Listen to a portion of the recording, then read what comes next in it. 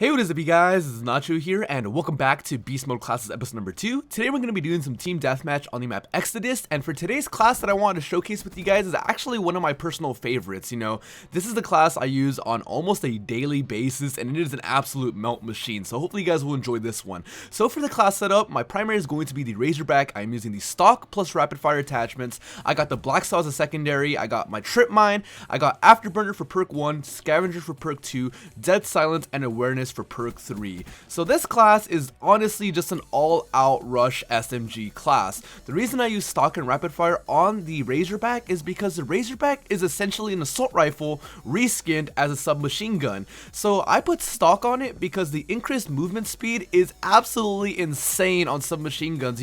I think when you aim down sights with stock on a submachine gun, you walk faster or you strafe faster than if you were to just be walking forward in the actual game. I think it's like a 25% increase, which is absolutely insane. So a lot of the times what I do with the Razorback, and you guys should start doing it if you guys can unlock the stock or if you guys already have the stock, just strafe around corners or always be ADS and you move faster than if you're just walking around corners. Obviously it's not as fast as sprinting, but stock attachment on the Razorback, trust me you guys, it is an absolute godsend. It's basically like using stock on an assault rifle, but with the benefit of having the SMG movement speed. Moving on, the reason I use rapid fire on the Razorback is because the Razorback already is a pretty great weapon. Granted, I feel like it used to be a little bit better. I think they've done some stuff to it, in hotfixes and stuff like that, but it's still a really great gun. I throw rapid fire on it just to be sure to be able to melt anybody. I promise you guys, even if you don't have the stock and you just put rapid fire, this gun is a freaking melt machine with rapid fire. I don't know what it is,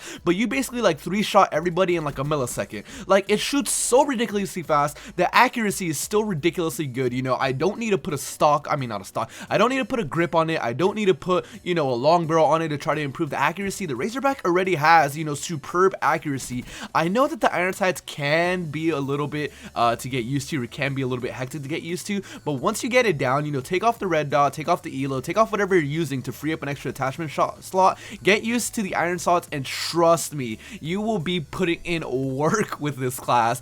Honestly, if you take anything out of this video, just Razorback plus rapid fire is the #1 thing I would tell you guys. So moving on, I'm using the Black Saw. You guys already know why I use the Black Saw. I just like to get extra points. I just try to work up my score streaks, and the Black Saw helps a lot with that. My Trip Mine, like I always say guys, just throw it randomly on the map. You're allowed 2 per every life. After that, the first one you throw will despawn when you throw a third one. So just always try to have 2 on the map, and choke points and stuff like that. Most of the times, especially if you're playing TDM or even in objective points like domination, hardpoint, all that stuff, throw it by the objective points and I guarantee you'll get some easy kills. For perk 1, I got Afterburner, and the reason I'm using Afterburner is because it ties in with the whole class setup I'm trying to go for. This SMG is this class is an SMG rush heavy class. I'm using stock, I'm using rapid fire on the Razorback. I'm basically trying to make it a melt machine, so I'm using Afterburner to kind of work hand in hand with that to be able to have faster movement speeds throughout the map. Wall running is a big part of Black Ops 3. Using your advanced movements is a big part of Black Ops 3. So, just having a fast-paced SMG class with having the ability to be able to recharge your, advanced movements is just an absolute plus. I feel Afterburner helps this class demolish a lot, especially when you're playing on tighter maps or smaller maps. It just helps you navigate around everywhere faster. For perk number 2, I'm using Scavenger, and the reason I'm using Scavenger is, like I always say, it basically just works hand in hand with Trip Mine. One thing you guys will see is the way I stock my classes, or the way I make my classes, is I basically just try to make everything work hand in hand with one another. And that's one thing you guys want to keep in mind when you guys are playing this game. You don't want to have perks on a class that don't really suit the gun or playstyle you're going for. That's just something always to keep in mind. Moving on, perk 3, I'm using actually the perk 3 Greed, and I'm using Dead Silence and Awareness. What? Like, why am I using Dead Silence? Well, here's the thing. I normally don't really use Dead Silence anymore because I've gotten used to the point of, just using Awareness to free up an extra point in my pick 10 classes or my pick 10 slots. The thing is, with this class, since it's such a rush heavy class, and the point of this class is to try to do a lot of flanking, try to do a lot of, side swiping and stuff like that. You don't want to attack head on with the enemies. You always try to want to catch them off guard because you're going to absolutely melt. And even if you get into head on gunfights with them, I guarantee you, if you have good aim, you're most likely going to kill kill them faster than they can kill you. You know, the reason I'm using dead silence and awareness is because, like I said, since this is going to be a flanking class, you don't want the enemies to hear your footsteps. I hate to say it, but a lot of people in Call of Duty now have headsets. You know, they can hear you coming up from behind. You know, you might be able to hear them, but they heard you too. So I just like running dead silence just so when I go on those really long flanks, even if the other team has headsets, hopefully it will limit the possibility of them being able to hear me.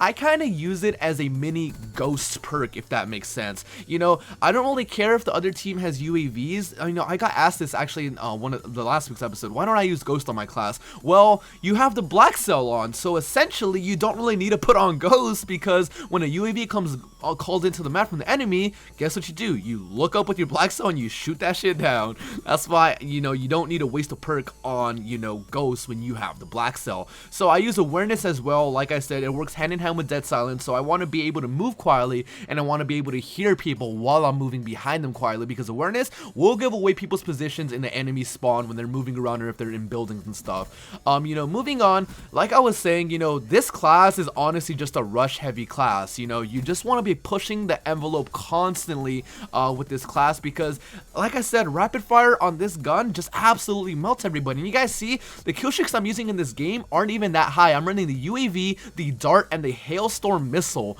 What? Normally, you know, I'll be running like the power core, the hater, all that kind of stuff, but it should just go to show you, you know, you don't need to have these high ass kill streaks. You don't need to have this crazy class setup in order to be doing good in the game.